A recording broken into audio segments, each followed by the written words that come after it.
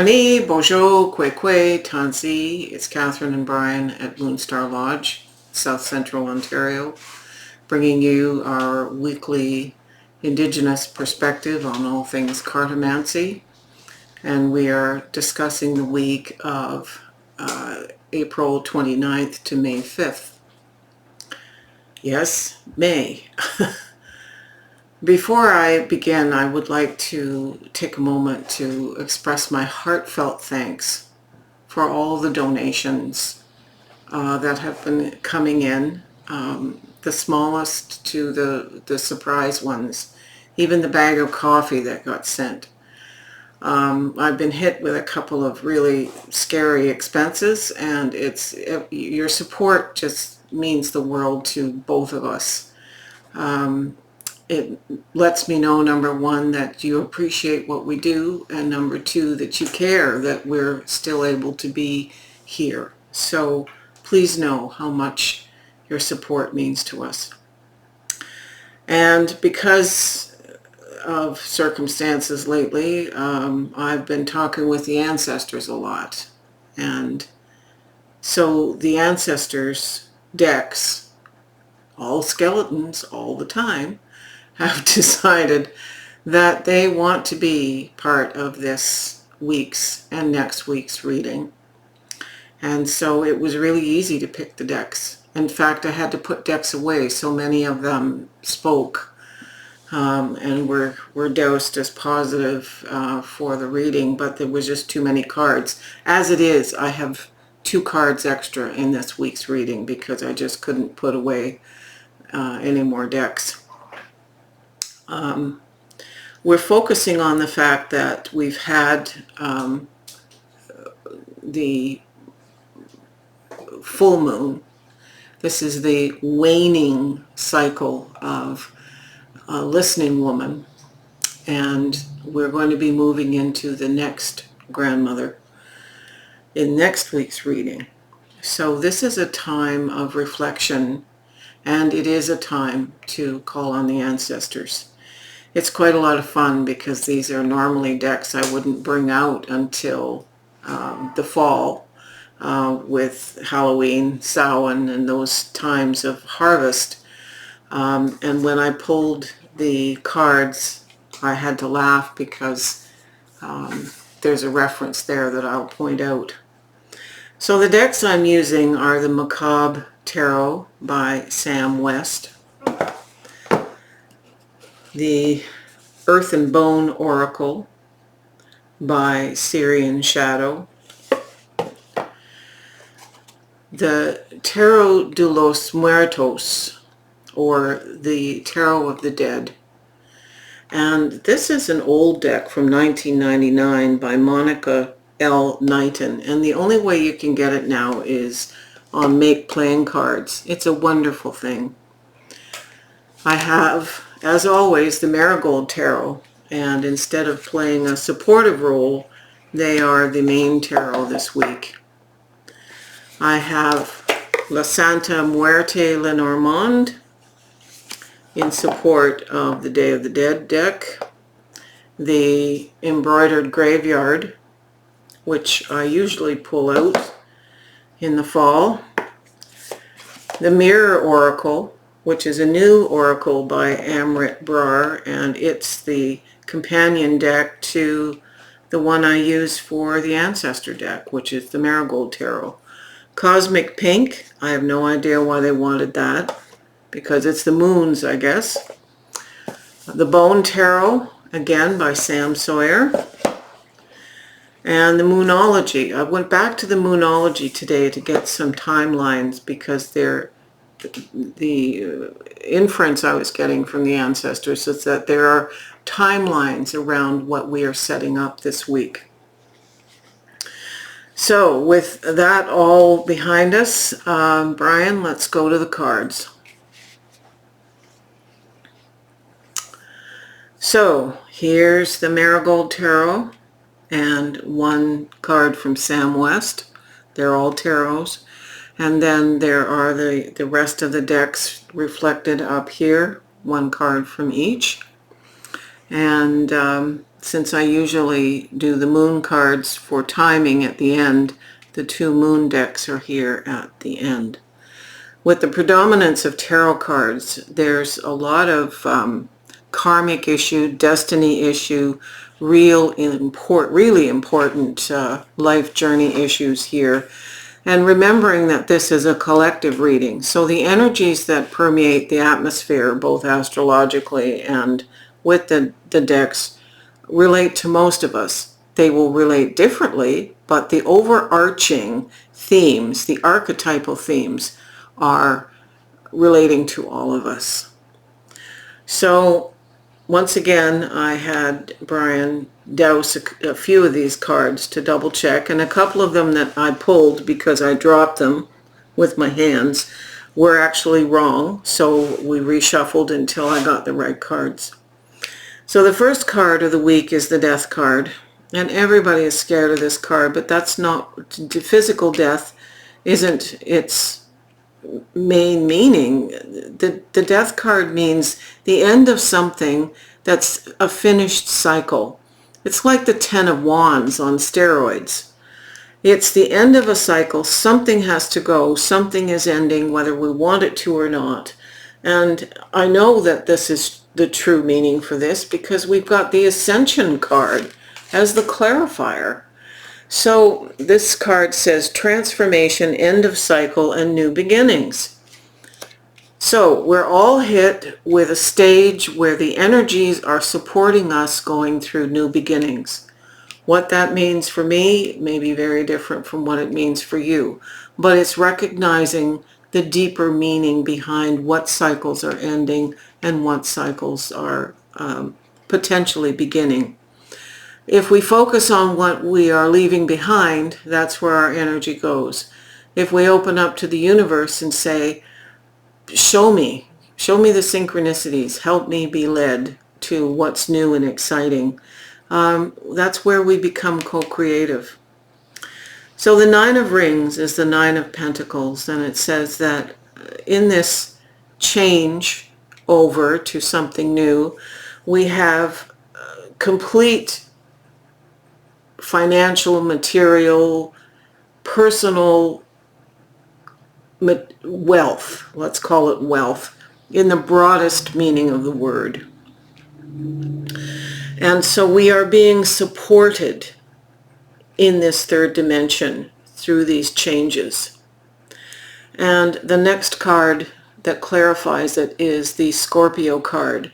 So that tells me right off the bat that everything that's happening does not conclude until the time of Scorpio, which is usually October 23rd till November 21st, which that's what made me laugh. There's why they wanted these cards, these autumn cards full of skeletons.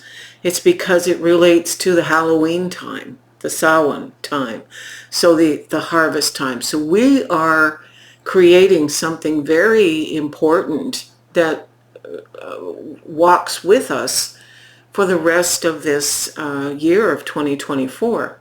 In fact, Brian, I should ask you to douse, please. Are we talking about Scorpio 24 or Scorpio in another year? He's not going to douse on camera because there's a big light in the way. 24. 24, okay. So, the next 7 months, that's what we're building, something brand spanking new. The 3 of Wands says that we're quite a successful way into acknowledging at some level where our passions are directing us to go. The clarifier here is the 7 of Cups. And the 7 of Cups is a card of options and possibility, and it can be illusions. And as I like to say with this card, look, there's a squirrel, kind of squirrel brain thing where we get going down a rabbit hole and stop moving forward with one specific objective. So if we don't get distracted, we know this is telling us that by the time of Scorpio, we're going to be having a very successful completion to a journey well defined, very clear, choices made. It's moving forward as long as we don't get distracted. We have the King of Rings here. So this is the King of Pentacles, followed immediately by the King of Cups and then the Fool. So back to the King of Rings here, which in this deck is the King of Pentacles. What we are creating is not only financially successful for us and our immediate family, but it's materially and earth-based. So this is job, this is home, this is health, wealth, family, will be all settled, and the king takes it out into the community. So we are helping our community. We are establishing, the big word that should be on his turban here is legacy. This is our legacy. This is how we will be remembered down the road. So of course, obviously this is karmic, and obviously this is destiny. The card that clarifies it is another one that I had Brian douse just to make sure I pulled correctly. And this is the Sister card. Now the Sister card came up some weeks ago in a reading. So this is someone who may actually be a sister in spirit, could be a sister in this life, or somebody who acts like a sister, not necessarily biologically related. So this is something to watch for in the synchronicities. The helping hand of someone who is, or in the physical realm, a sister, who is like a sister in spirit, or a sister-like guide or teacher, somebody who steps forward from the spirit realm. So it could be any one of those aspects. Maybe it's you being like a sister to someone, or a sibling.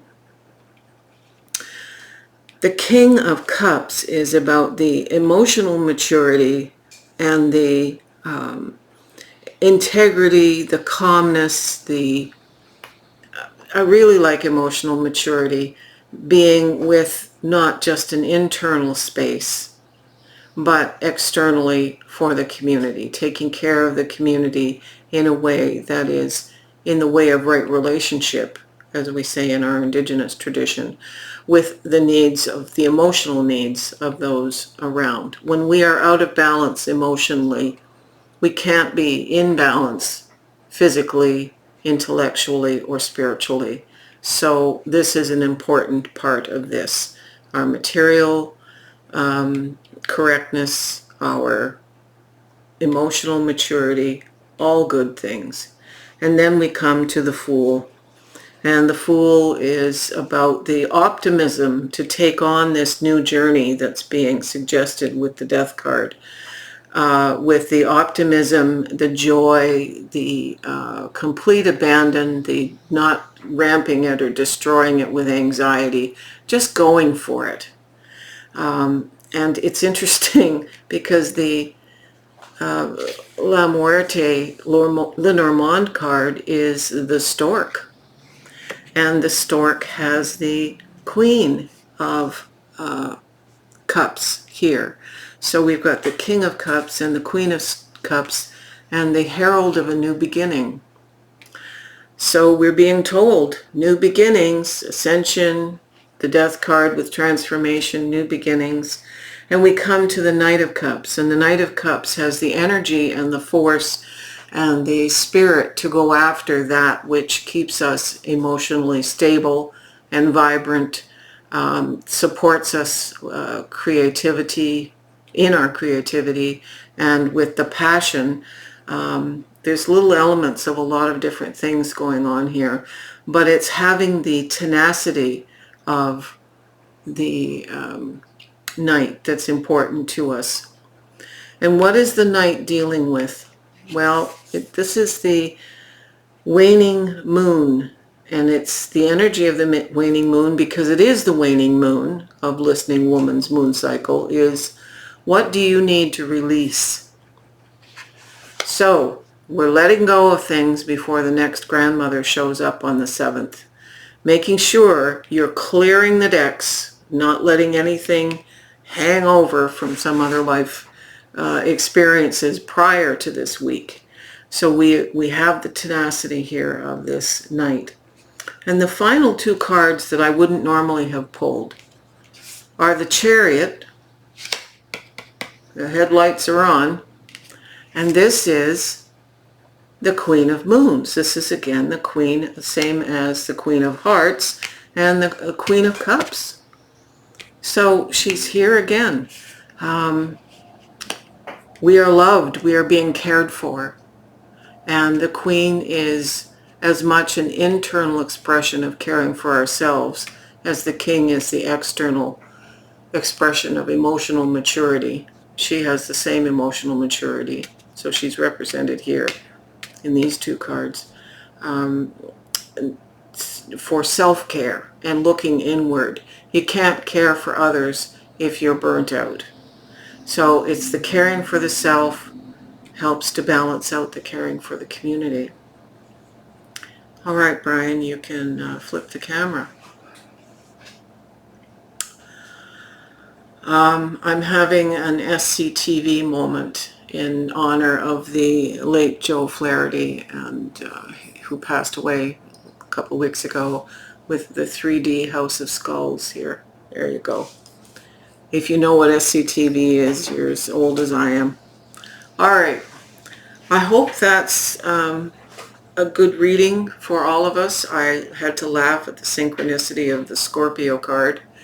Everything that we're moving forward to and expressing in our divine best will is moving us into the end of the year, and it looks like it's a doozy and very positive. Anyway, I'd love to hear what you have to say about this one, and I look forward to reading your comments and adding to them. I like to comment when people comment. Feel free to send me a coffee. I always need coffee with this. And thank you for your support. If you send support for us this month, that's wonderful. We so appreciate you. So the links are all down below for everything you need to know. Be safe, be well. And from Brian and I, aho, peace.